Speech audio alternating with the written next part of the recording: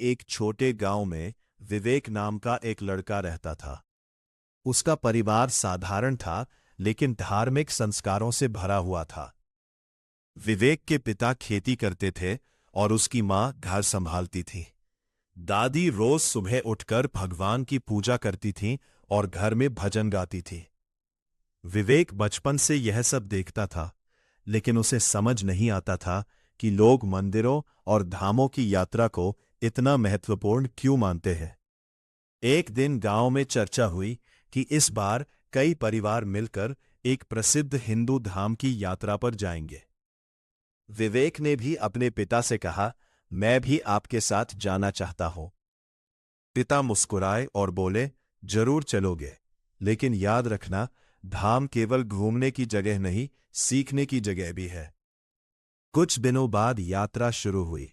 सुबह सुबह बैलगाड़ी और बस से गांव के लोग निकले। रास्ते में सब लोग भजन गा रहे थे। विवेक पहली बार इतना बड़ा धार्मिक सफर कर रहा था, इसलिए बहुत उत्साहित था।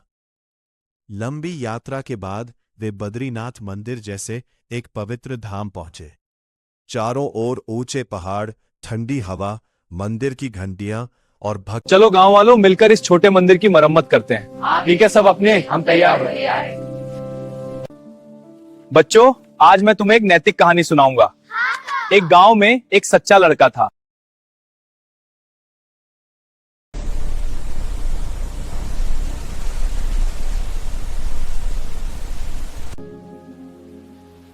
बच्चों, ये किताबें और कॉपी तुम सबके लिए हैं। पढ़ाई करना और बड़े बनना।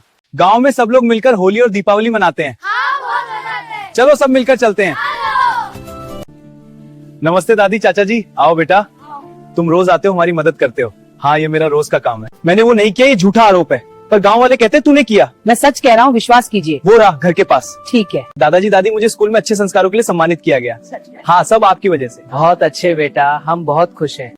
देखिए, सच्चा धर्म मंदिर जाने से नहीं, अच्छे कर्म करने से पूरा होता है। बिल्कुल सही। हाँ, यही बात है।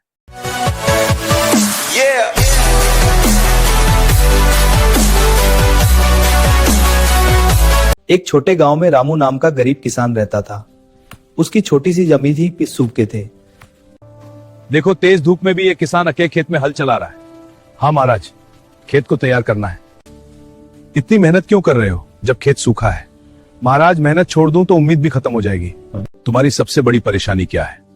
अगर गांव में पानी की व्यवस्था हो जाए तो सबकी जिंदगी बदल सकती है। देखो, यह किसान तेज धूप में भी अकेले खेत जोत रहा है। हाँ महाराज, फसल बोनी है। शाबाश, तुम्हारी मेहनत रंग लाएगी। महाराज, गांव को कुएं और नहर की जरूरत है। बहुत अच्छा प्रस्ताव, तुरंत बन महाराज। चलो गांव चलते हैं। अब मेहनत का फल मिल रहा है। राज्य की असली ताकत किसान है।